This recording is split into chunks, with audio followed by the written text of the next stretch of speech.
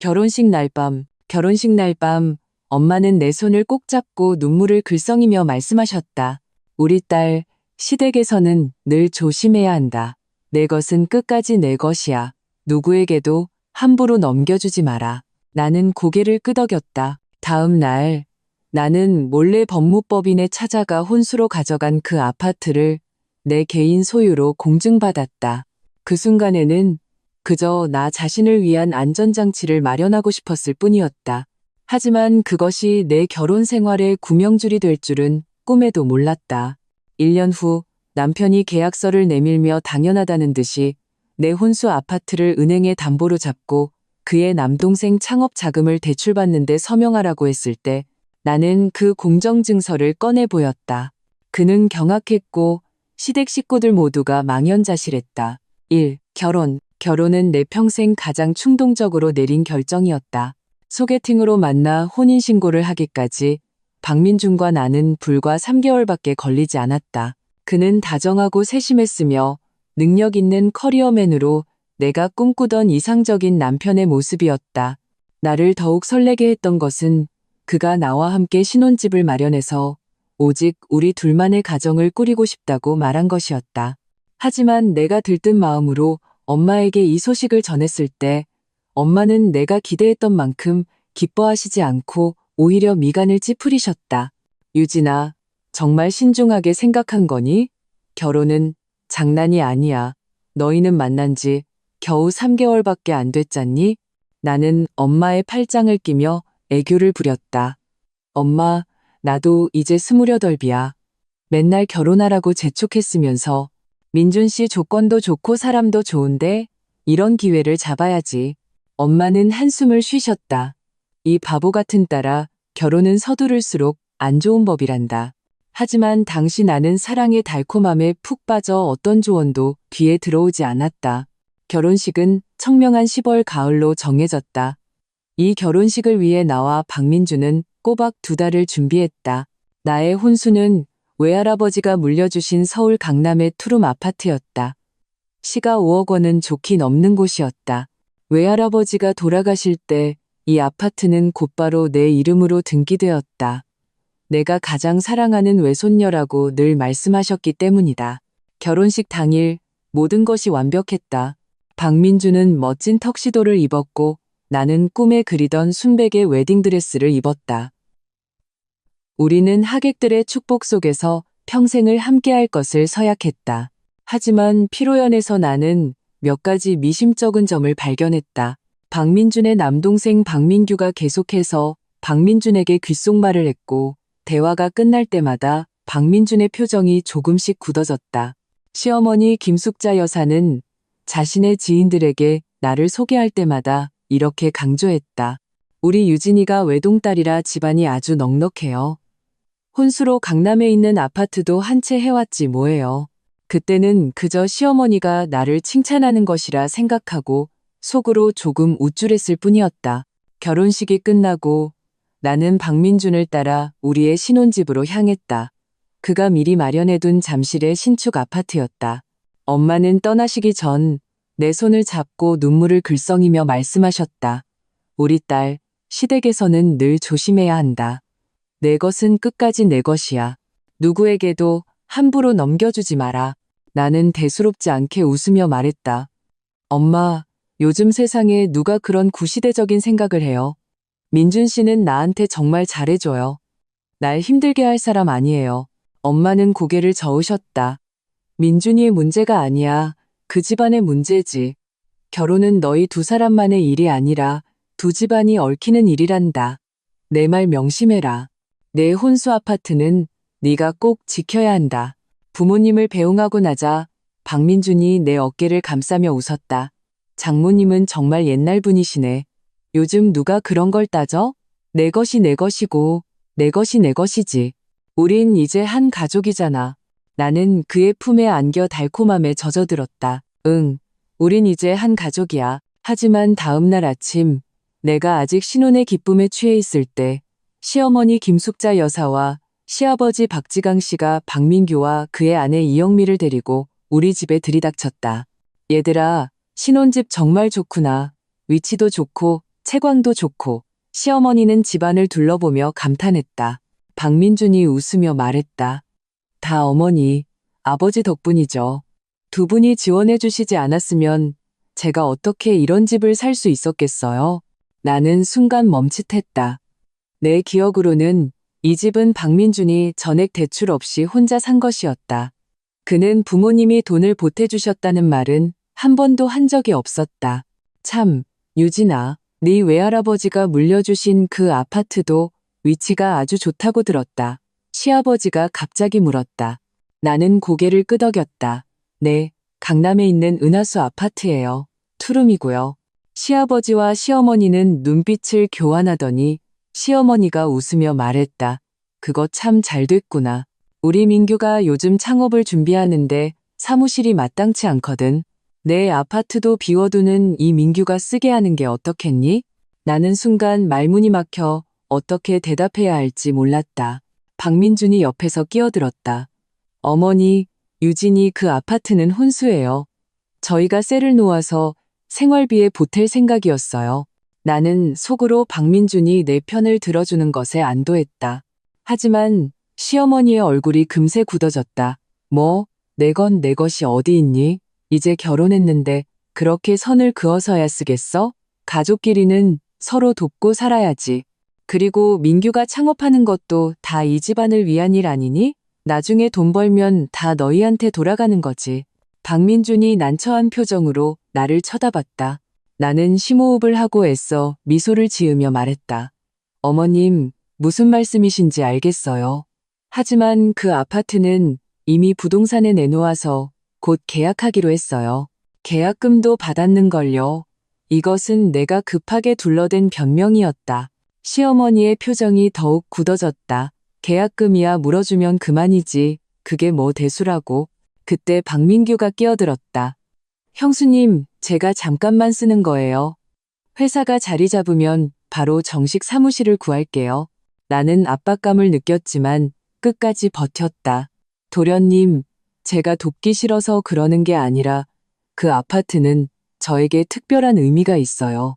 외할아버지가 남겨주신 유품이라서요. 소중하게 간직하고 싶어요. 식탁의 분위기는 순식간에 얼어붙었다. 시어머니는 차갑게 코웃음을 쳤다. 어디서 저런 소리가 나오는지 시집 온 지 하루 만에 자기 것을 하늘처럼 떠받드네. 이 집안을 위해 희생할 줄은 조금도 모르고 나는 고개를 숙인 채 아무 말도 할 수 없었다. 박민주는 내가 난처해 하는 것을 보고 분위기를 수습했다. 어머니, 그러지 마세요.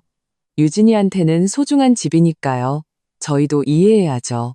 민규 일은 제가 다른 방법을 알아볼게요. 시댁 식구들을 보낸 후 박민주는 눈에 띄게 언짢아했다. 유진아, 좀 더 부드럽게 거절할 수는 없었어? 그렇게 단칼에 거절하면 우리 엄마 마음이 얼마나 상하시겠어. 나는 억울했다. 나름대로 최대한 부드럽게 말한 거야. 그 집은 외할아버지가 물려주신 내 집이야. 빌려주기 싫다고 한 게 뭐가 잘못됐어? 박민준이 한숨을 쉬었다. 알아. 하지만 당신도 이해해야지. 우리 집은 어릴 때부터 가족끼리 서로 돕는 게 당연했어. 민규가 창업하느라 힘든데 우리가 도울 수 있는 건 도와줘야지. 나는 침묵했다. 엄마의 말이 귓가에 맴돌았다. 시댁에서는 늘 조심해야 한다. 내 것은 끝까지 내 것이야. 누구에게도 함부로 넘겨주지 마라. 그 순간 나는 결심을 굳혔다. 다음 날 아침 박민준이 출근한 틈을 타 나는 혼자 법무법인으로 향했다. 그 혼수 아파트를 내 개인 소유로 공증받고 본인의 동의 없이는 누구도 이 재산을 처분할 수 없음을 명시했다. 공정증서를 손에 쥔 순간 나는 알 수 없는 안도감을 느꼈다. 이것은 박민준을 믿지 못해서가 아니라 나 자신을 위한 안전장치였다. 집으로 돌아오는 길에 박민준에게서 전화가 왔다. 유진아, 오늘 저녁에 부모님이 집에 오셔서 식사하신대.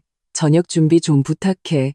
아, 그리고 아마 민규 사무실 얘기를 또 꺼내실지도 몰라. 그냥 부드럽게 넘어가줘. 분위기 험악하게 만들지 말고.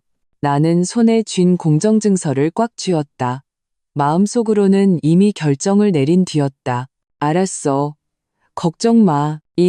집에 돌아와서 나는 공정증서를 옷장 깊숙한 곳에 보석함에 조심스럽게 숨겼다.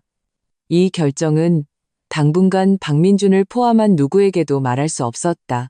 그를 믿지 못해서가 아니라 결혼 생활에서도 각자의 최소한의 방어선과 안전장치는 있어야 한다고 생각했기 때문이다. 저녁, 나는 정성껏 진수성찬을 차려놓고 시댁 식구들을 기다렸다. 박민주는 퇴근하고 돌아와 가득 차려진 식탁을 보고는 나를 꼭 안아주었다. 우리 아내 정말 현모양처네. 나는 웃으며 아무 말도 하지 않았다. 사실 내 마음이 얼마나 불안한지 그는 몰랐을 것이다. 칠시정각 초인종이 울렸다. 박민준이 문을 열자 시어머니 김숙자 여사, 시아버지 박지강 씨, 그리고 박민균의 가족이 들어왔다. 어휴, 냄새 좋다. 시어머니는 들어오자마자 칭찬했지만 노는 집안 구석구석을 훑고 있었다. 어머니, 아버지, 어서 앉으세요. 민규랑 형수님도요. 조카도 왔구나. 이리 와.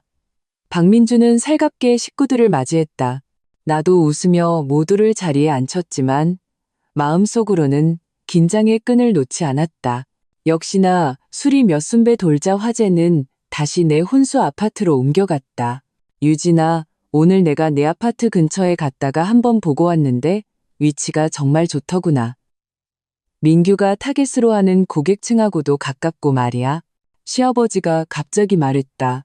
나는 속으로 깜짝 놀랐다. 그들이 내 허락도 없이 내 집에 가봤단 말인가? 나는 애써 태연한 척하며 물었다. 아버님, 어떻게 집에 가보셨어요? 시아버지가 웃으며 말했다. 아, 민준이가 우리한테 도어락 비밀번호를 알려줘서 잠깐 들어가 봤지. 나는 고개를 돌려 박민준을 쳐다봤다. 그는 조금 멋쩍은 표정을 지었다. 어제 당신 출근하기 전에 아버지가 전화하셔서 물어보시길래 그냥 알려드렸어. 나는 심호흡을 하며 치밀어 오르는 분노를 억눌렀다. 민준 씨, 그 집은 내 집이에요. 적어도 나한테 먼저 말은 해줬어야죠. 박민준은 대수롭지 않다는 듯 말했다. 다 한 가족인데 뭘 그런 걸 따져. 시어머니가 거들었다. 그래, 다 한 가족인데 내 건 내 것이 어디 있니? 유진아, 그 집 비워두는 이 민규가 쓰게 해. 모두에게 좋은 일 아니냐. 지금 창업하느라 한창 집안에 도움이 필요할 때인데 나는 온 가족의 기대에 찬 눈빛을 보며 숨이 막힐 것 같았다. 분명히 내 집인데 내가 빌려주지 않으면 큰 죄를 짓는 것 같은 분위기였다. 어머님, 도련님이 창업하느라 힘든 건 이해해요. 하지만 그 집은 저에게 의미가 커요. 외할아버지가 남겨주신 유일한 유품이라서요. 나는 최대한 부드럽게 말했다. 박민규의 아내 이영미가 끼어들었다. 형수님, 저희가 공짜로 쓰겠다는 게 아니에요. 회사에서 수익이 나면 바로 월세를 드릴게요. 나는 고개를 저었다. 월세 문제가 아니에요. 저는 그 집을 외할아버지의 추억이 담긴 그대로 보존하고 싶어요. 시아버지의 표정이 굳어졌다. 무슨 추억 타령이야? 집은 사람이 살거나 가치를 창출하라고 있는 거지. 비워두는 건 낭비 아니냐? 나는 억울했지만 끝까지 뜻을 굽히지 않았다. 죄송해요. 아버님, 그렇게는 못하겠어요. 식탁의 분위기는 순식간에 영하로 떨어졌다. 시어머니는 젓가락을 내려놓으며 차갑게 쏘아붙였다. 어디서 저런 게 굴러들어와서 이 집안보다 자기 것을 더 중하게 여기네? 박민준이 상황을 수습하려 애썼다. 어머니, 화 푸세요. 유진이가 그런 뜻이 아니라 그 집에 애착이 있어서 그래요. 민규 사무실은 제가 다른 데 알아볼게요. 제 동료가 놀리는 상가가 있다는데 한번 물어볼게요. 시어머니는 물러서지 않았다. 뭘 물어봐. 집에 멀쩡한 걸 두고 왜 남의 걸 돈 주고 빌렸어? 나는 더 이상 논쟁하고 싶지 않아 고개를 숙였다. 저녁 식사는 어색함 속에서 끝났다. 시댁 식구들을 보낸 후 박민주는 화를 냈다. 유진아, 내 체면 좀 세워주면 안 돼? 식구들 다 있는 앞에서 그렇게 단칼에 거절해야 했어? 나도 화가 치밀었다. 내가 뭘 단칼에 거절했다는 거야? 최대한 부드럽게 말했잖아. 그건 내 집이고 내가 어떻게 처분할지 결정할 권리가 있어. 당신은 어떻게 나한테 말 한마디 없이 부모님한테 비밀번호를 알려주고 마음대로 드나들게 할 수 있어? 내 기분은 생각 안 해? 박민준이 한숨을 쉬었다. 그런 뜻이 아니었어. 그냥 우리 집은 어릴 때부터 가족끼리 돕는 게 당연했어. 민규가 창업하느라 힘든데 우리가 도울 수 있으면 왜 안 도와? 나는 차갑게 말했다. 그래서 당신 마음속에서는 당신 동생의 창업이 내 기분보다 더 중요하다는 거네. 박민주는 내 질문에 대답하지 못하고 한참을 침묵하다가 말했다. 그런 뜻이 아니라 당신이 좀 더 이 집안을 위해 생각해줬으면 좋겠다는 거지. 이 집안, 나는 쓴웃음을 지었다. 당신 마음속에 이 집안은 뭘 말하는 거야? 우리 두 사람의 작은 가정이야. 아니면 당신 부모님, 동생까지 포함된 박씨 집안 전체를 말하는 거야? 박민주는 대답하지 않고 그저 말했다. 당신 너무 예민해. 우린 다 한 가족인데 뭘 그렇게 나눠?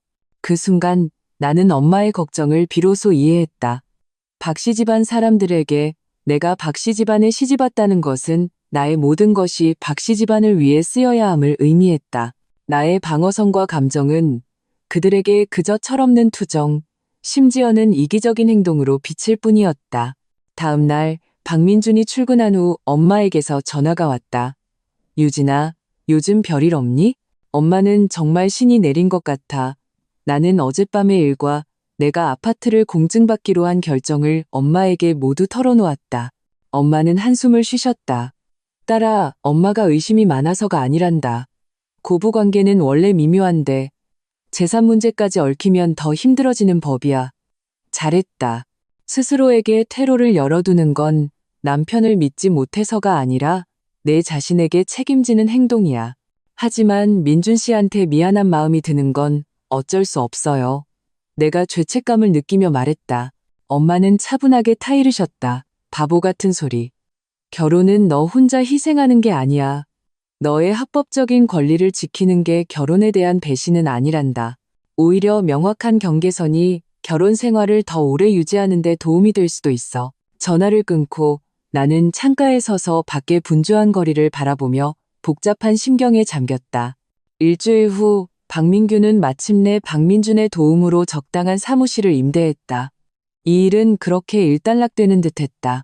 시댁 식구들도 더 이상 내 혼수 아파트에 대해 언급하지 않았다. 결혼 생활은 평범하고 충실하게 흘러갔다. 박민주는 여전히 다정한 남편이었고 나도 현명한 아내의 역할을 하려 노력했다. 하지만 평온한 수면 아래에는 미묘한 변화가 있었다. 시어머니는 우리 집에 오는 횟수가 잦아졌다. 올 때마다 당신이 만든 반찬이나 간식을 가져오며 우리를 챙겨준다는 명목이었지만 박민준 앞에서는 늘 내가 만든 음식이 당신 것보다 맛이 없다거나 내가 한 청소가 깨끗하지 않다고 은근히 흠을 잡았다. 박민준은 처음에는 내 편을 들어주었지만 시간이 지나면서 그도 나에게 이런저런 요구를 하기 시작했다. 유진아, 엄마가 당신이 만든 생선조림이 너무 짜대. 유진아, 엄마 말로는 옷은 이렇게 개야 깔끔하대. 유진아, 엄마가 그러는데라는 세 글자를 들을 때마다 내 심장은 저절로 쿵하고 내려앉았다. 3개월 후에 어느 날 박민준이 퇴근하고 돌아왔는데 얼굴에 수심이 가득했다. 무슨 일 있어요? 내가 걱정스럽게 물었다. 박민준이 한숨을 쉬었다. 민규 회사가 자금난에 부딪혔어. 급하게 돈이 좀 필요하대. 내 심장이 철렁했다. 불길한 예감이 들었다. 얼마나요? 5천만 원.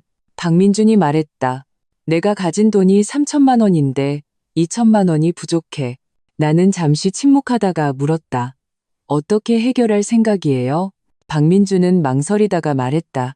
혹시 당신이 좀 도와줄 수 있을까 해서. 나는 심호흡을 했다. 민준 씨, 제 모아둔 돈은 얼마 안 돼요? 그리고 우리 결혼한 지 겨우 몇 달인데 당신 동생 회사를 위해 그렇게 큰 돈을 대주는 건 너무 성급한 거 아니에요? 박민준의 표정이 굳어졌다. 유진아, 민규는 내 동생이야. 어려움에 처했는데 당연히 도와야지. 그리고 안 갚겠다는 것도 아니잖아. 일시적인 자금 문제일 뿐이야.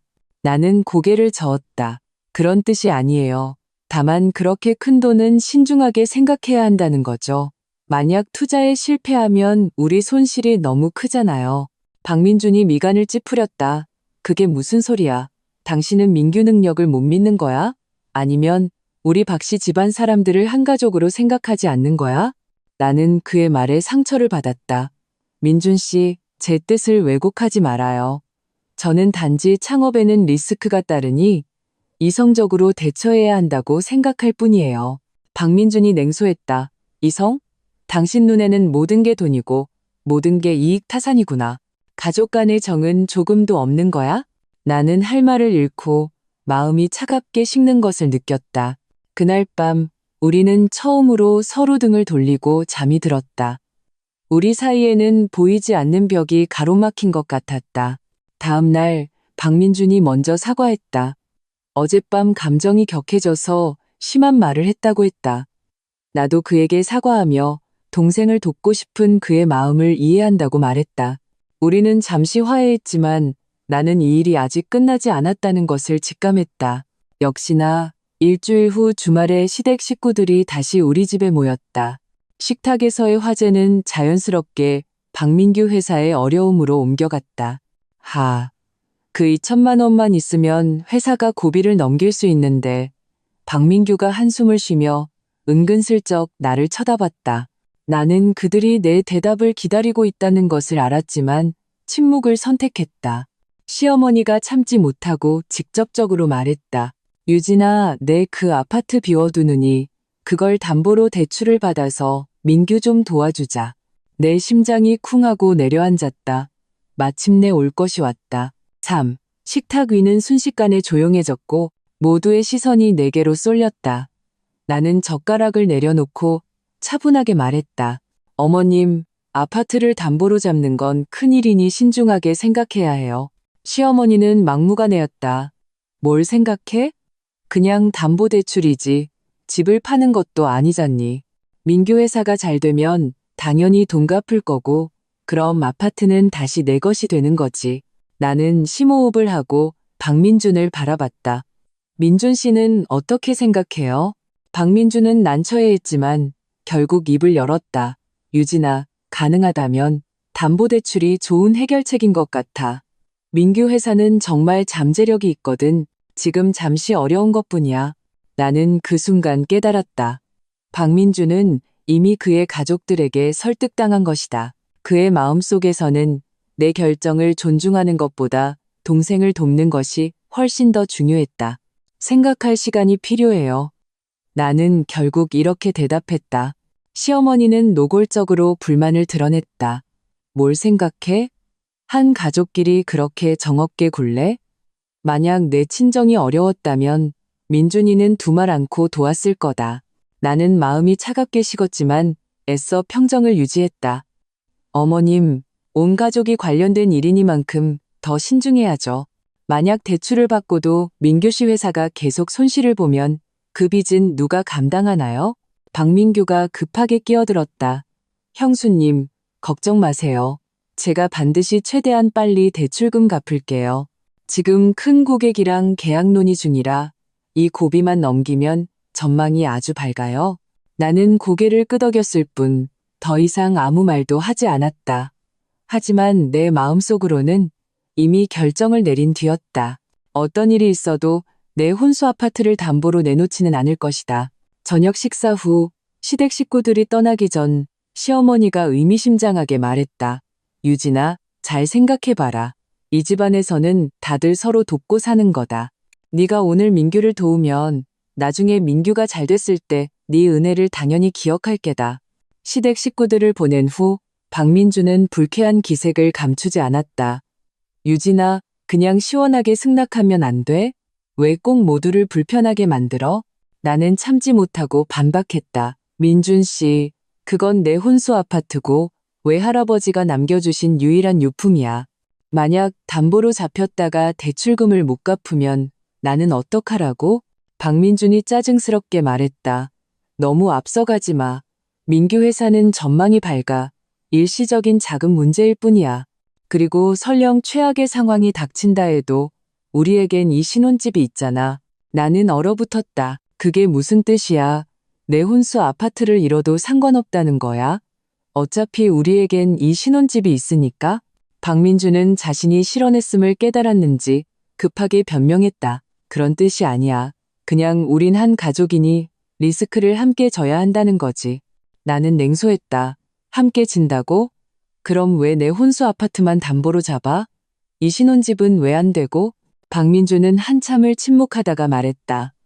이 집은 내가 산 거고 내 이름으로 되어 있으니까. 그 순간 나는 모든 것을 깨달았다.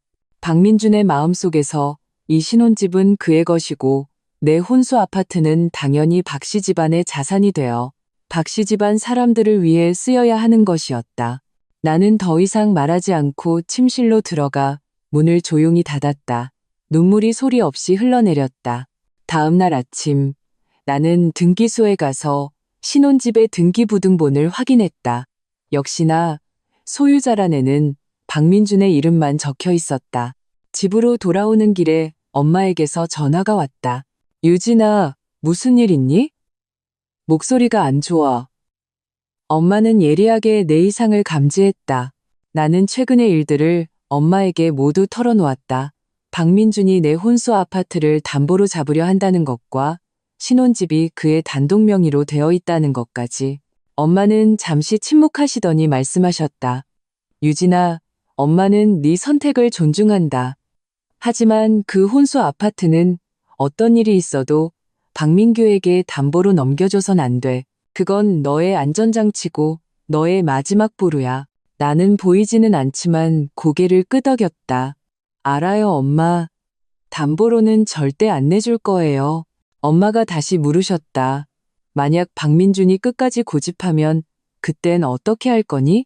나는 쓴웃음을 지었다. 최악의 경우까지 각오했어요. 그가 계속 고집한다면 아마 우리 결혼은 끝이 나겠죠. 엄마는 한숨을 쉬셨다. 이 바보 같은 딸아, 엄마는 일이 그렇게까지 되지 않길 바란다. 하지만 어떤 상황이 오든 엄마는 내 결정을 지지할 거야.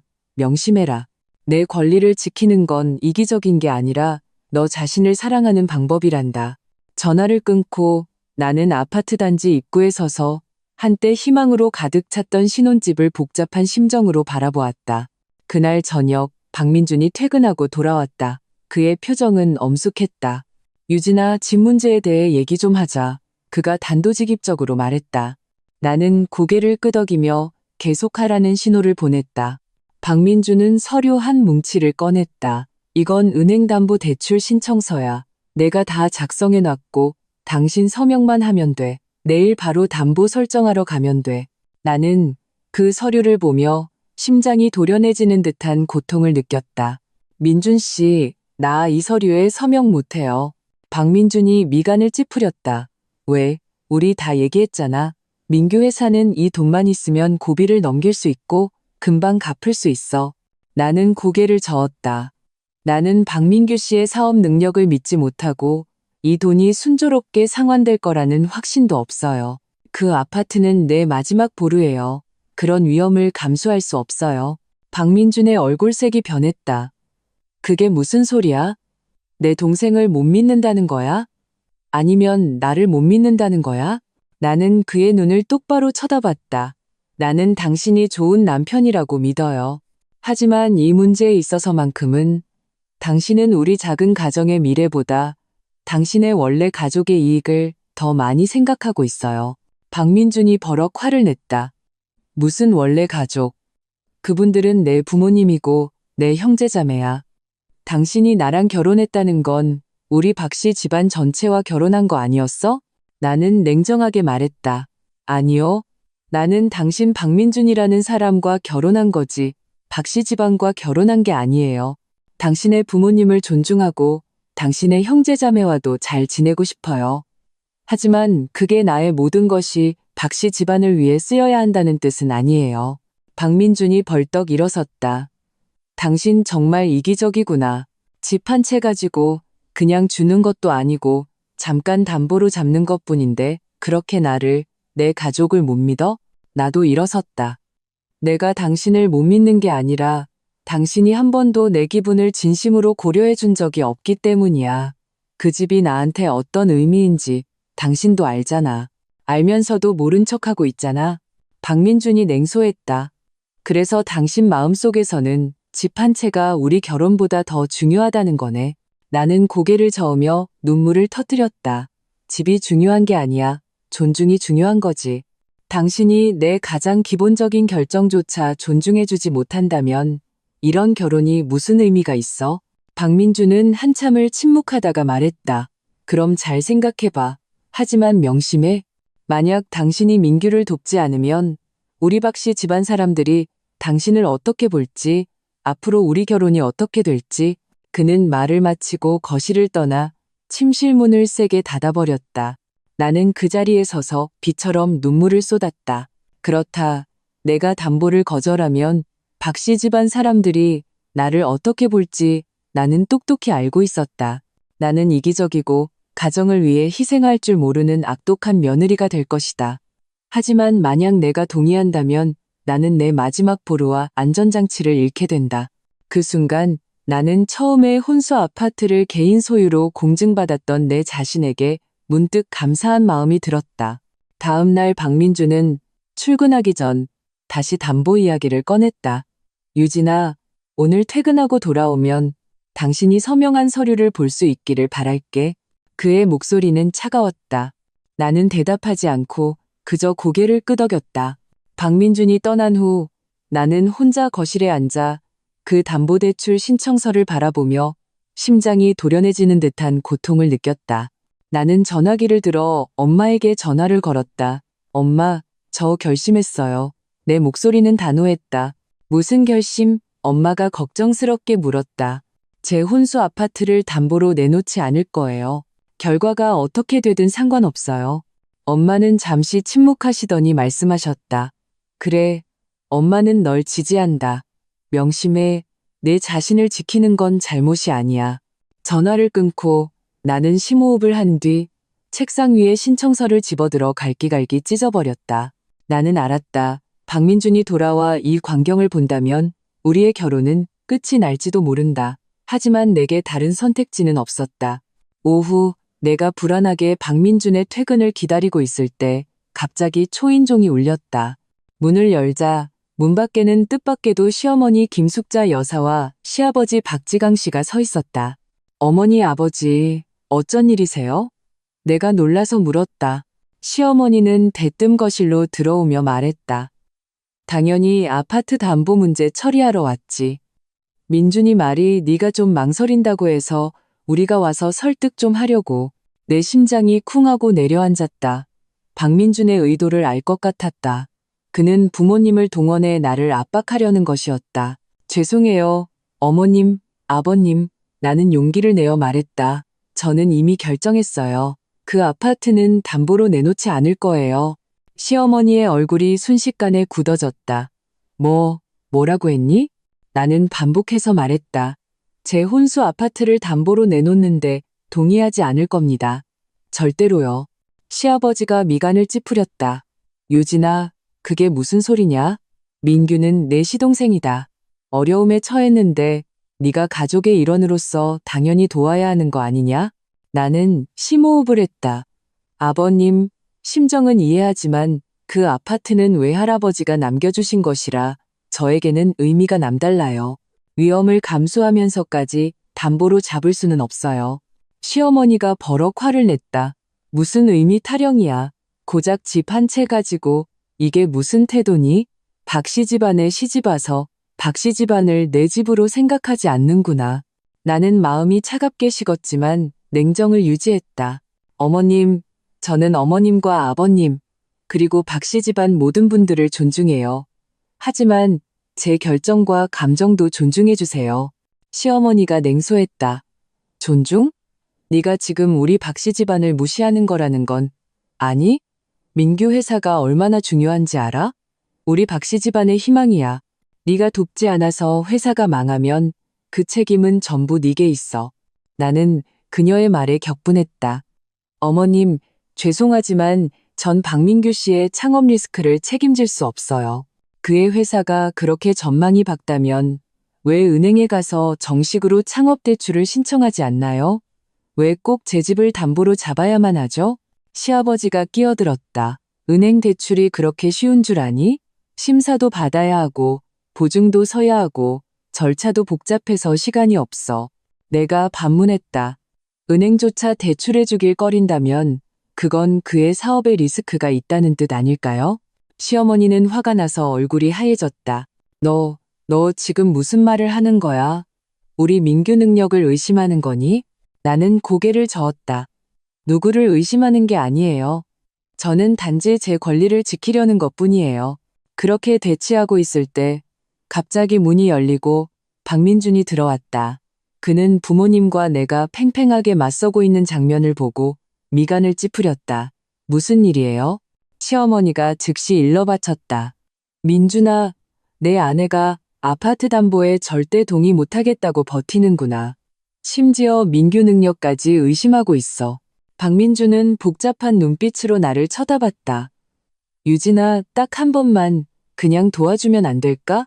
나는 그의 눈을 똑바로 쳐다봤다. 민준 씨, 우리 어젯밤에 이미 이 문제에 대해 얘기했어요. 제 입장은 확실해요. 제 혼수 아파트를 담보로 내놓는데 동의하지 않을 거예요. 박민준은 잠시 침묵하다가 말했다. 사실 당신이 동의하든 안 하든 이제 중요하지 않게 됐어. 나는 멈칫했다. 그게 무슨 뜻이에요? 박민준이 가방에서 서류 한 장을 꺼냈다. 내가 이미 은행이랑 다 얘기해놨어. 당신 신분증이랑 등본만 있으면 우리가 담보 설정할 수 있어.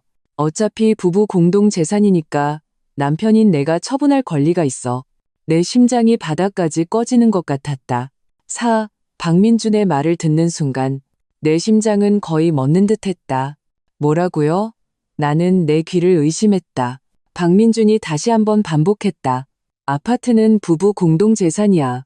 남편인 내가 처분할 권리가 있다고. 은행이랑 다 얘기 끝났어. 당신 신분증이랑 등본만 있으면 돼. 나는 심호흡을 하며 애써 평정을 찾았다. 민준 씨, 당신이 틀렸어요. 그 아파트는 부부 공동재산이 아니에요. 제 혼전 특유 재산, 외할아버지가 물려주신 제 개인 재산이라고요. 박민주는 대수롭지 않게 말했다. 그게 뭐 어때서? 우리 결혼했잖아. 법적으로는 공동재산이야. 나는 냉소했다. 확실해요? 법에 대해 잘 알아요? 혼전 특유 재산은 배우자의 동의 없이 자동으로 공동재산으로 전환되지 않아요. 내가 자발적으로 양도하지 않는 한 박민주는 내가 이렇게 나올 줄은 몰랐다는 듯 잠시 얼어붙었다. 시어머니가 옆에서 끼어들었다. 무슨 혼전, 혼후야. 다 한 가족인데 뭘 그렇게 따져? 나는 그들 가족을 보며 문득 서글퍼졌다. 한 가족이기 때문에 서로의 권리를 강제로 빼앗는 게 아니라 더 존중해야 하는 거예요. 박민준이 고개를 저었다. 유진아, 당신이 이렇게 변할 줄은 몰랐어. 우리 결혼할 때만 해도 당신은 이런 사람이 아니었잖아. 나는 쓴웃음을 지었다. 그래요. 그때는 내가 당신, 박민준이라는 사람과 결혼하는 줄 알았죠. 그런데 알고 보니 나는 박씨 집안 전체와 결혼한 거였고 나의 모든 것은 박씨 집안을 위해 바쳐져야 하는 거였네요. 시아버지가 엄하게 말했다. 유진아, 말 조심해라. 우리 박씨 집안이 너한테 못해준 게 뭐 있다고 그렇게 말하느냐. 나는 더 이상 물러서지 않았다. 아버님, 저는 아버님과 어머님, 그리고 박씨 집안 모든 분들을 존중해요. 하지만 제 집은 제가 어떻게 처분할지 결정할 권리가 있어요. 이건 고집이 아니라 원칙의 문제예요. 박민준의 얼굴이 굳어졌다. 유진아, 정말 이렇게 내 체면을 깎아야겠어? 우리 부모님 앞에서. 나는 그의 눈을 똑바로 쳐다봤다. 내가 당신 체면을 깎는 게 아니라 당신이 한 번도 내 기분을 고려해 준 적이 없기 때문이에요. 그 집이 나한테 어떤 의미인지 당신은 분명히 알면서도 모른 척 했잖아요. 박민주는 잠시 침묵하다가 말했다. 좋아. 그렇게 나온다면 나도 더는 강요하지 않을게. 내일 우리 같이 은행 가서 담보 설정하자. 나는 냉소했다. 내 말 못 알아들었어요? 나는 내 집을 담보로 내놓는데 동의하지 않을 거라고요. 절대로. 박민준이 짜증스럽게 말했다. 당신이 동의하든 말든 이제 중요하지 않아. 나는 당신 남편이고 우리 재산을 처분할 권리가 있어. 나는 그가 내 말을 전혀 귀담아 듣지 않는다는 것을 깨달았다. 그의 눈에 내 거절은 그저 일시적인 감정 표현일 뿐 결국에는 그의 결정에 굴복할 것이라고 여기고 있었다. 좋아요. 나는 심호흡을 하고 옷장으로 걸어갔다. 깊숙한 곳에 보석함에서 그 공정증서를 꺼냈다. 거실로 돌아와 나는 공정증서를 탁자 위에 올려놓았다. 이것 좀 보세요. 박민준이 의아한 표정으로 공정증서를 집어들었다. 내용을 읽어내려가면서 그의 얼굴은 점차 하얗게 질려갔다. 이게 뭐야? 그의 목소리가 떨렸다. 나는 차분하게 말했다. 부동산 소유권 공정증서예요. 그 아파트가 제 개인 소유이며 본인의 동의 없이는 누구도 처분할 수 없음을 증명하는 서류죠. 우리 결혼한 다음 날 바로 공증받았어요. 박민주는 믿을 수 없다는 듯 나를 쳐다봤다. 당신이 어떻게 이런 짓을. 나 몰래. 시어머니가 공정증서를 확 낚아채듯 가져가 훑어보더니 분노에 차소리쳤다. 그래, 잘났다, 서유진. 시집 오자마자 이런 덫을 놨구나. 처음부터 우리 박씨 집안이랑 등지려고 작정한 거였어. 나는 고개를 저었다. 덫이 아니에요. 단지 제 권리를 지키기 위한 수단이었을 뿐이죠. 그리고 제 걱정이 옳았다는 게 증명됐네요. 박민준의 표정은 충격에서 분노로 바뀌었다. 유진아, 당신한테 정말 실망했다. 나는 우리가 부부고 한 몸이라고 생각했는데 당신 마음속에서는 우리가 아직도 그렇게 남남이었구나. 나는 쓴웃음을 지었다. 그래요. 나도 실망했어요. 나는 결혼이 두 사람이 서로 의지하며 함께 성장하는 것이라고 생각했는데 당신 마음속에서 결혼은 내가 무조건적으로 희생하고 심지어 내 모든 것을 바쳐서 당신의 원래 가족의 요구를 만족시켜야 하는 것이었네요. 박민준이 벌떡 일어섰다. 너, 그게 무슨 태도야? 우리 박씨 집안이 너한테 못해준 게 뭐 있다고. 고작 집 한 채 가지고 뭘 그렇게 따져? 나도 일어섰다. 집 문제가 아니에요. 존중의 문제죠. 당신은 내 결정을, 내 감정을 전혀 존중하지 않아요. 당신 눈에는 나의 모든 것이 당연히 당신네 박씨 집안을 위해 쓰여야 하는 소모품일 뿐이에요. 시아버지가 분위기를 수습하려 했다. 자자, 다들 진정해라.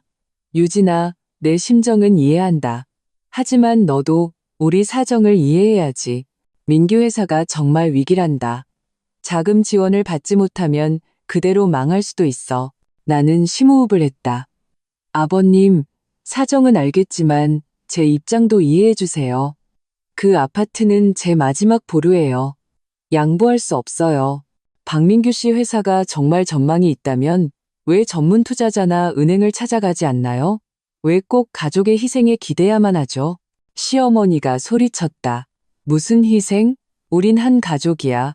가족이 어려운데 서로 돕는 게 당연한 거 아니니? 내가 반문했다. 도움은 상호적인 거죠. 만약 제가 어려웠다면 박씨 집안은 망설임 없이 저를 도와줬을까요? 지금처럼 제 감정, 제 결정 누가 존중해주고 있나요? 박민주는 내 질문에 할 말을 잃고 한참 동안 입을 떼지 못했다. 결국 그는 긴 한숨을 내쉬었다. 아무래도 우리 결혼관이 너무 다른 것 같네. 나는 고개를 끄덕였다. 네, 너무 다르네요. 시어머니가 갑자기 일어나 내 코앞에 손가락질을 했다. 그래, 이 은혜도 모르는 것? 우리 박씨 집안이 너한테 얼마나 잘해줬는데 네가 감히 은혜를 원수로 갚아? 오늘부터 우리 박씨 집안이랑 너는 끝이야. 그녀는 말을 마치고 시아버지를 끌고 획 돌아서 나가버렸다. 박민주는 실망과 분노가 가득한 눈으로 나를 한번 쳐다보고는 부모님을 따라 함께 집을 나갔다. 나는 혼자 거실에 앉아 비처럼 눈물을 쏟았다. 내 결혼이 끝났을지도 모른다는 것을 알았지만 내 결정에 후회는 없었다. 내 권리를 지키는 것은 이기적인 것이 아니라 나 자신을 사랑하는 방법이었다. 밤늦게 박민준이 돌아왔다. 그의 얼굴은 어둡게 가라앉아 있었다. 유진아, 마지막 기회를 줄게. 그가 차갑게 말했다. 그 공정증서 취소하고 아파트 담보에 동의해. 그렇지 않으면 우리 결혼은 여기까지야. 나는 그를 올려다보았다. 심장이 갈갈이 찢기는 것 같았다. 민준 씨, 정말 이 집 때문에 우리 결혼을 끝낼 거예요? 박민준이 이를 악물었다. 집 때문이 아니야. 가족 때문이지. 민규는 내 동생이야. 어려움에 처했는데 모른 척 할 수 없어. 나는 쓴웃음을 지었다.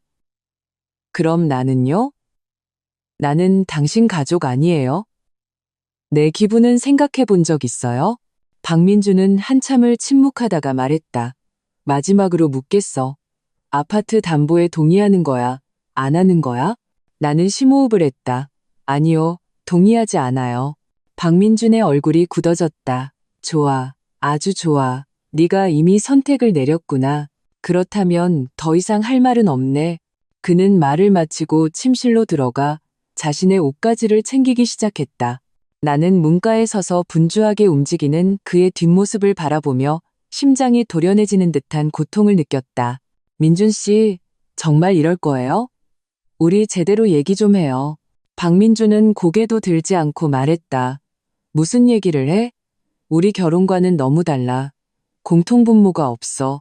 이렇게 고통스럽게 같이 사느니 깔끔하게 헤어지는 게 나아. 짐을 다 싼 박민주는 캐리어를 끌고 현관으로 걸어갔다.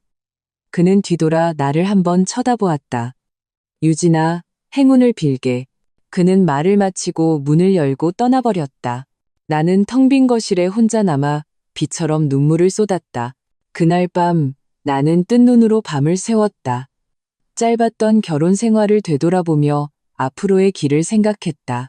다음 날 아침 엄마에게서 전화가 왔다. 유진아, 무슨 일 있니? 목소리가 안 좋아. 엄마는 예리하게 내 이상을 감지했다. 나는 어젯밤의 모든 일을 엄마에게 털어놓았다.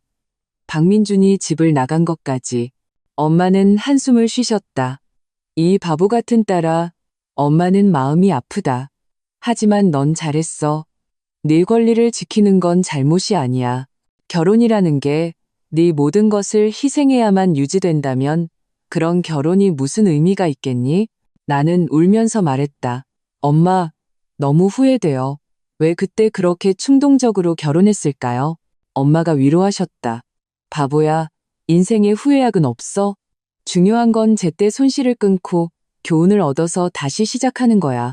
전화를 끊고 나는 눈물을 닦고 앞으로 어떻게 살아가야 할지 생각하기 시작했다. 일주일 후 나는 박민준이 보낸 이혼 합의서를 받았다. 합의서에는 신혼집은 박민준 소유로 내 혼수 아파트는 내 소유로 하고 그 외 혼인 중 재산은 각자 소유하는 것으로 명시되어 있었다. 나는 이 합의서를 보며 만감이 교차했다. 서명하는 순간 내 눈에서는 소리 없이 눈물이 흘러내렸다. 한때 희망으로 가득 찼던 결혼은 그렇게 마침표를 찍었다. 이혼 절차를 마친 후 나는 내 혼수 아파트로 돌아왔다. 외할아버지의 추억이 깃든 이 집은 이제 내가 다시 시작할 출발점이 되었다. 나는 집을 정리하고 외할아버지가 남기신 물건들을 처리하기 시작했다. 낡은 상자 안에서 나는 외할아버지의 일기장을 발견했다. 일기장을 펼쳐보고 나는 그 안의 내용에 깊은 충격을 받았다. 알고 보니 외할아버지도 젊은 시절 가정의 변화를 겪었고 자신의 권리를 지키기 위해 가족과 등을 진 적이 있었다. 하지만 결국 그는 자신의 끈기와 노력으로 가정을 다시 세웠을 뿐만 아니라 모든 사람의 존경을 받게 되었다. 일기장의 마지막 페이지에 외할아버지는 이렇게 적으셨다. 인생길에서 가장 중요한 것은 타인을 기쁘게 하는 것이 아니라 자신의 원칙과 방어선을 지키는 것이다. 그래야만 진정한 존중과 행복을 얻을 수 있다. 나는 일기장을 끌어안고 눈물을 쏟았다. 그 순간 나는 외할아버지가 왜 이 집을 내게 남겨주셨는지 깨달았다. 그는 내가 그분처럼 어떤 어려움에 직면하더라도 자신의 원칙을 지키고 독립과 존엄을 유지하기를 바라셨던 것이다. 3개월 후 나는 뜻밖의 전화를 받았다. 박민규였다. 형수님, 아니, 서유진 씨. 사과하고 싶어서 전화했어요. 전화기 너머 박민규의 목소리는 죄책감으로 가득 차 있었다. 나는 조금 놀랐다. 박민규 씨, 무슨 일이에요? 박민규가 한숨을 쉬었다. 제 회사가 파산했어요. 만약 그때 정말 형수님 집을 담보로 잡았다면 지금쯤 형수님은 그 집을 잃었을지도 몰라요.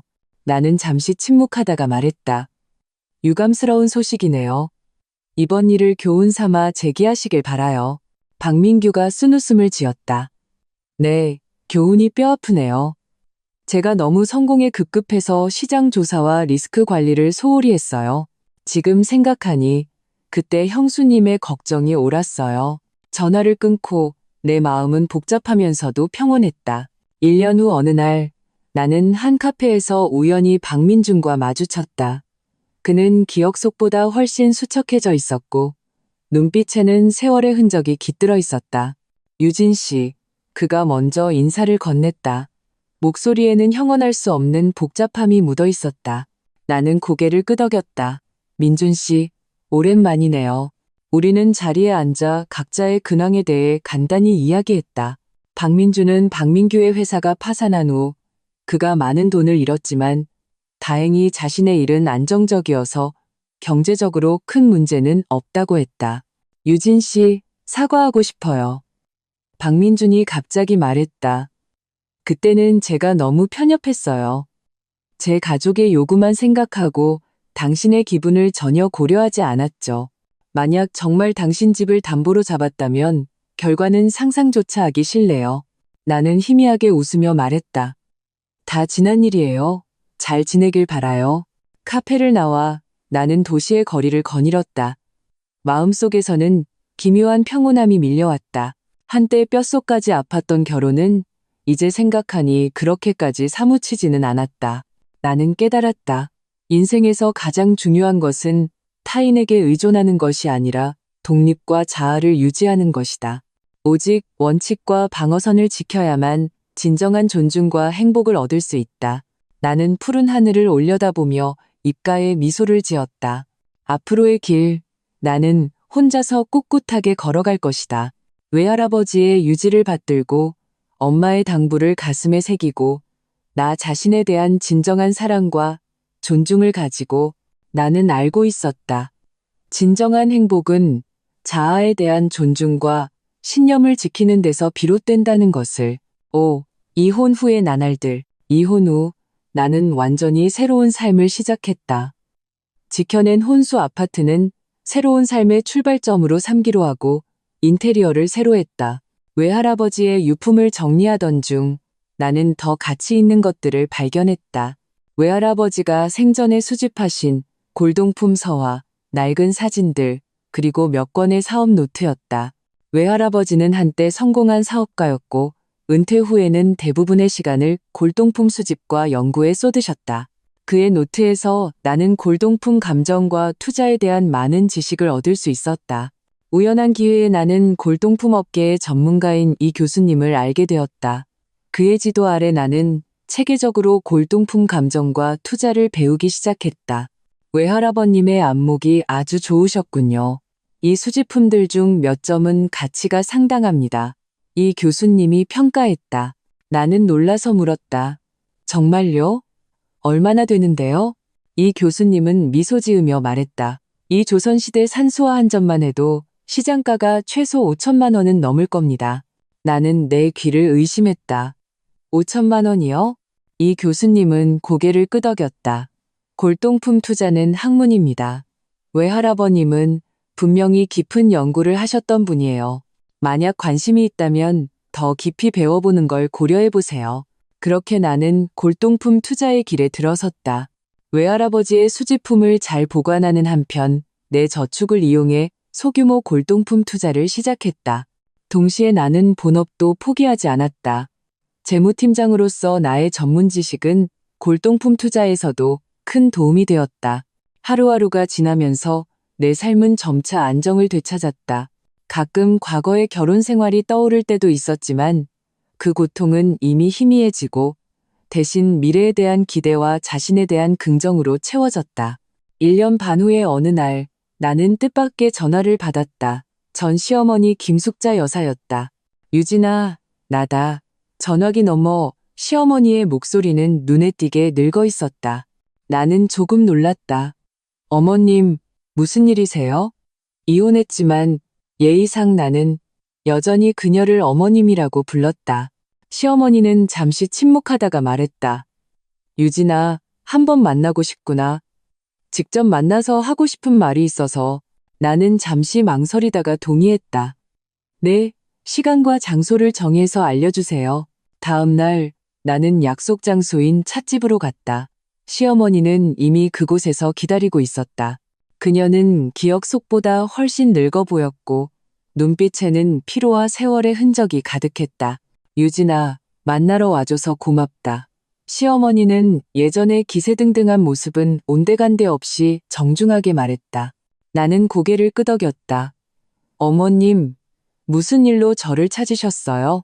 시어머니는 한숨을 쉬었다. 우선 너에게 사과하고 싶다. 그때 우리 가족이 내게 정말 잘못했다. 너한테 아파트 담보를 강요하고 내 결정을 존중하지 않았지. 나는 조금 놀랐다.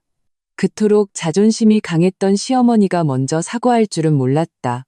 지금 생각하니 그때 네가 버텼던 게 정말 옳은 일이었어. 시어머니가 말을 이었다. 민규 회사가 파산한 후에 걔가 빚더미에 앉았잖니. 만약 그때 정말 내 집을 담보로 잡았다면 결과는 상상조차 하기 싫구나. 나는 잠시 침묵하다가 말했다. 어머님, 다 지난 일이에요.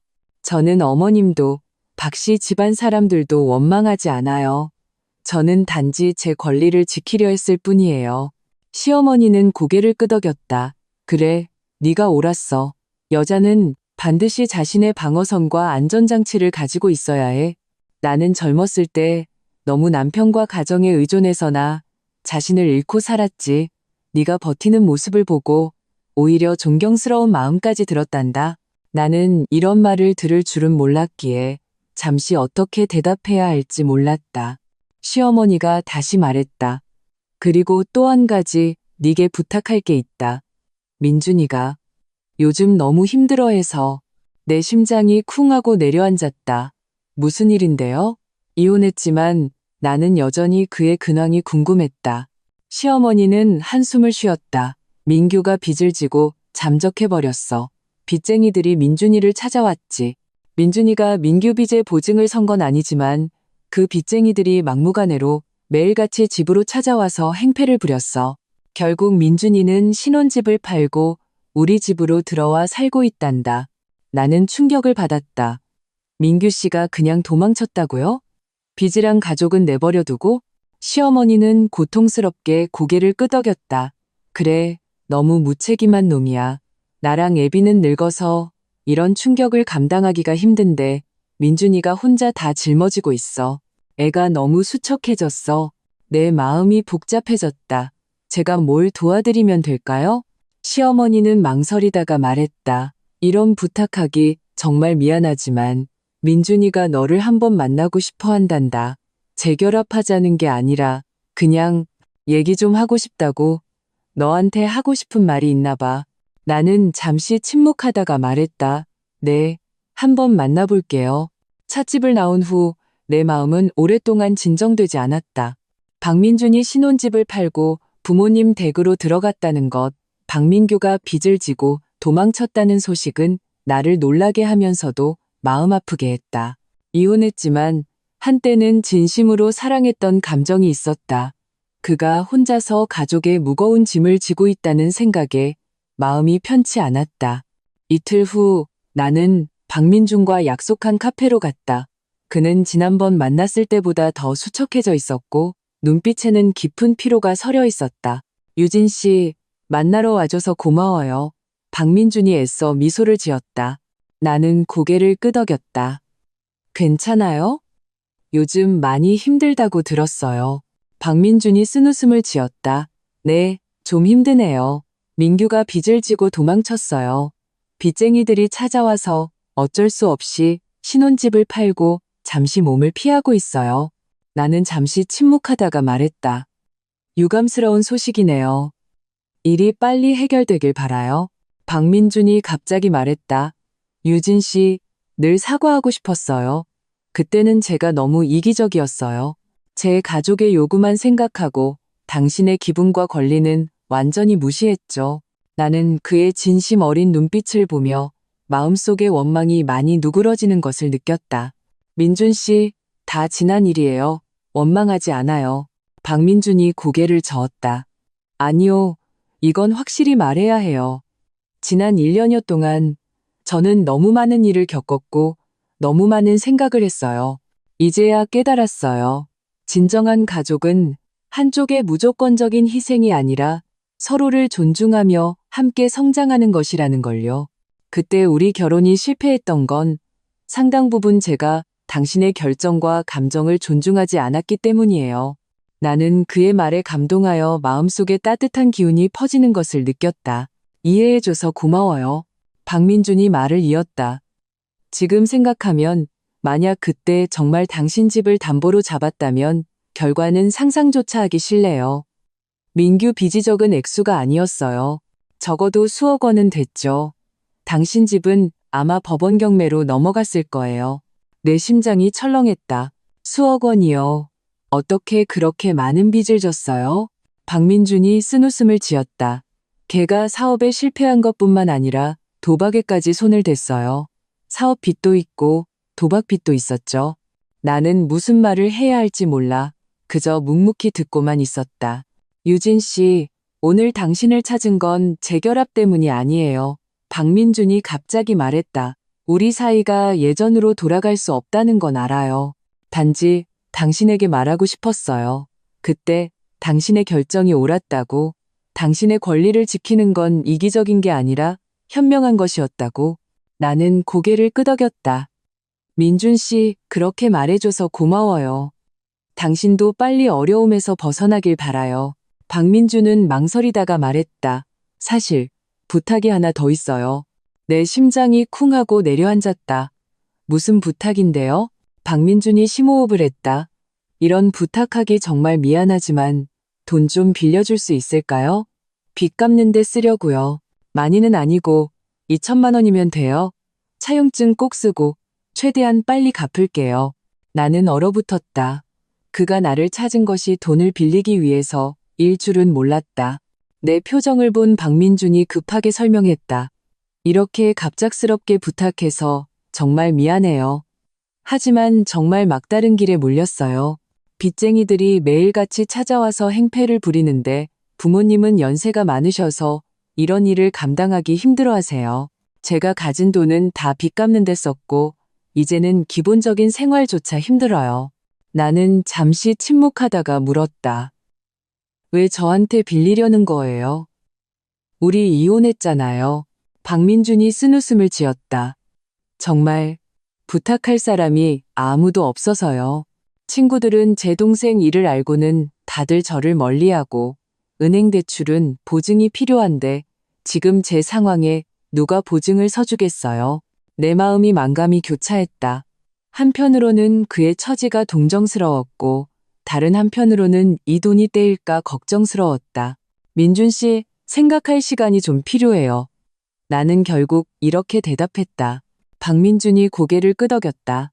이해해요. 당신 결정이 어떻든 만나러 와준 것만으로도 고마워요.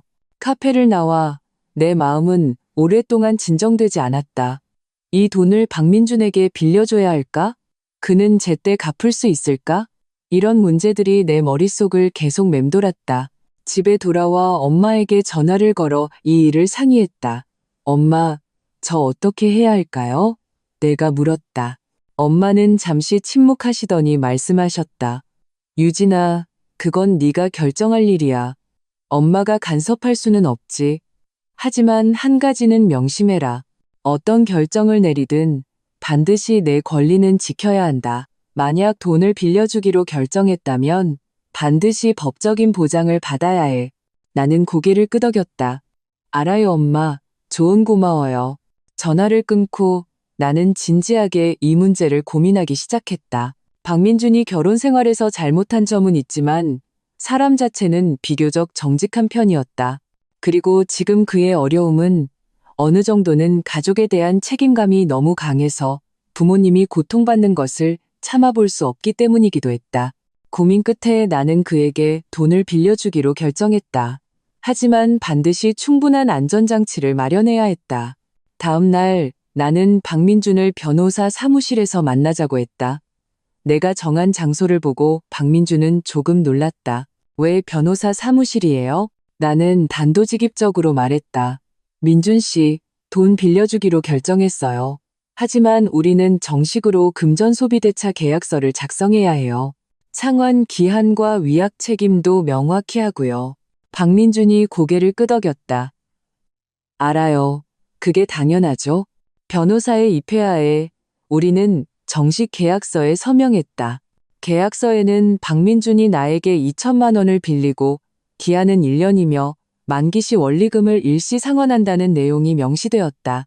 만약 제때 상환하지 못할 경우 다른 자산을 담보로 제공해야 한다는 조건도 넣었다. 계약을 마치고 나는 그 자리에서 박민준에게 돈을 이체해 주었다. 입금 알림을 본 박민준의 눈시울이 붉어졌다. 유진 씨, 고마워요. 반드시 제때 갚을게요. 나는 담담하게 말했다. 고마워할 것 없어요. 이건 그냥 비즈니스일 뿐이에요. 빨리 어려움에서 벗어나길 바라요. 변호사 사무실을 나오며 나는 기묘한 해방감을 느꼈다. 비록 나와 박민준은 더 이상 부부관계가 아니지만 그가 어려울 때 손을 내밀어 줄 수 있었다는 것에 마음속으로 약간의 위안을 느꼈다. 아직 그를 사랑해서가 아니라 우리가 한때 나눴던 감정을 존중하고 그의 책임감과 가장으로서의 무게를 존중하기 때문이었다. 하지만 나는 이 대여가 뜻밖의 파문을 일으킬 줄은 꿈에도 몰랐다. 이틀 후 나는 낯선 번호로 전화를 받았다. 서유진 씨 맞습니까? 전화기 너머 낯선 남자가 물었다. 나는 경계하며 대답했다. 네, 맞는데요. 누구시죠? 나는 박민규 빚쟁이 중 하나인 유광이요. 남자가 차갑게 말했다. 당신이 최근에 박민준에게 2천만 원을 빌려줬다고 들었소. 내 심장이 쿵 하고 내려앉았다. 그게 당신과 무슨 상관이죠?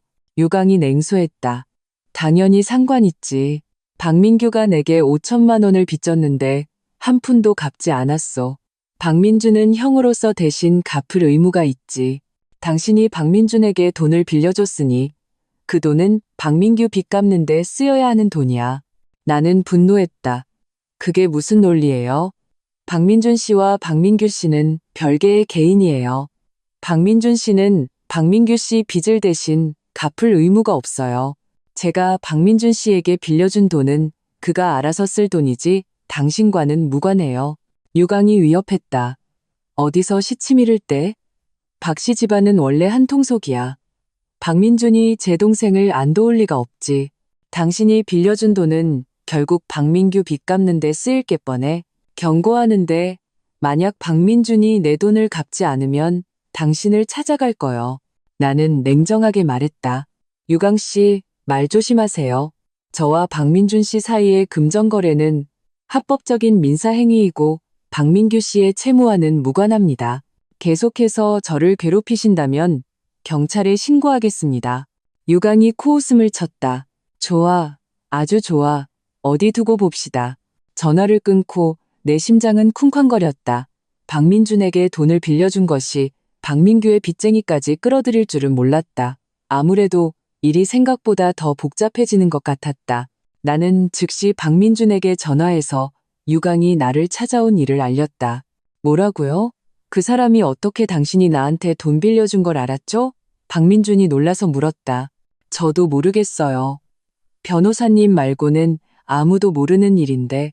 박민준은 잠시 침묵하다가 말했다. 우리 어머니가 아마 실수로 말씀하셨나 봐요. 나는 조금 화가 났다. 민준 씨, 이러면 안 돼요. 만약 박민규 씨 빚쟁이들이 전부 나를 찾아오면 저는 정말 곤란해져요. 박민준이 급하게 나를 안심시켰다. 걱정 말아요. 제가 처리할게요. 빚쟁이들은 제가 상대할 테니 당신을 귀찮게 하는 일은 없도록 할게요. 전화를 끊었지만 내 마음은 여전히 불안했다. 이 일은 내게 경종을 울렸다. 비록 박민준과 이혼했지만 돈 문제로 엮이는 한 나는 그의 집안 풍파에 휘말릴 수밖에 없었다. 일주일 후 나는 다시 유강에게서 전화를 받았다. 서유진 씨, 박민준이 당신에게 빌린 돈으로 내 빚이 아니라 다른 사람 빚부터 갚았소. 이건 불공평하잖아. 유강이 분노에 차소리쳤다. 나는 냉정하게 대답했다. 유강 씨, 다시 한번 말씀드리지만 박민준 씨가 그 돈을 어떻게 사용하는지는 저와 무관합니다. 제발 더 이상 저를 괴롭히지 마세요. 유강이 위협했다. 이대로 끝날 줄 알면 오산이야. 내가 반드시 당신을 찾아가서 받아낼 테니. 전화를 끊고 내 손은 미세하게 떨렸다. 이런 괴롭힘은 나를 두렵게 하면서도 분노하게 만들었다. 나는 나 자신을 지키기 위해 행동에 나서기로 결심했다. 먼저 나는 경찰서에 가서 유강의 전화 괴롭힘과 협박 행위를 신고했다. 다음으로 나는 변호사를 선임하여 유강에게 괴롭힘을 중단하지 않으면 법적 소송에 직면할 것이라는 내용의 내용 증명을 발송했다. 마지막으로 나는 박민준에게 연락하여 만약 유강이 계속해서 나를 괴롭힌다면 나 자신을 지키기 위해 필요한 모든 법적 조치를 취할 것이라고 분명히 밝혔다. 박민준은 듣고 나서 매우 미안해했다. 유진 씨, 미안해요. 당신까지 연루될 줄은 몰랐어요. 제가 최대한 빨리 이 문제를 해결할게요. 일주일 후 유강은 정말로 더 이상 나를 괴롭히지 않았다. 박민준의 말에 따르면 그가 다른 경로를 통해 돈을 마련하여 유강의 빚 일부를 갚음으로써 잠시 상대의 분노를 잠재웠다고 했다. 이 일을 겪으며 나는 깊이 깨달았다. 이혼을 해도 돈 문제로 엮이는 한 상대방 가족의 소용돌이에 휘말릴 수밖에 없다는 것을 나는 결심했다. 앞으로 박민준에게 어떤 어려움이 닥치더라도 나는 더 이상 나서서 돕지 않을 것이다. 냉혈한이어서가 아니라 경계선의 중요성을 깨달았기 때문이다. 3개월 후 나는 박민준에게서 문자를 받았다. 그는 새로운 직장을 구했고 수입도 이전보다 훨씬 많아졌으며 약속대로 제때 돈을 갚겠다고 했다. 나는 잘 됐네요. 라고 답장을 보내고 그 문자를 삭제했다. 과거는 이미 지나갔다. 앞으로의 길, 나는 혼자서 꿋꿋하게 걸어갈 것이다. 외할아버지의 유지를 받들고 엄마의 당부를 가슴에 새기고 나 자신에 대한 진정한 사랑과 존중을 가지고 나는 완전히 새로운 인생의 장을 시작했다. 지켜낸 혼수 아파트는 단순히 내가 사는 안식처가 아니라 내 독립 정신의 상징이 되었다. 이곳에서 나는 자유롭게 숨쉬고 자유롭게 생활하고 자유롭게 나 자신이 될 수 있었다.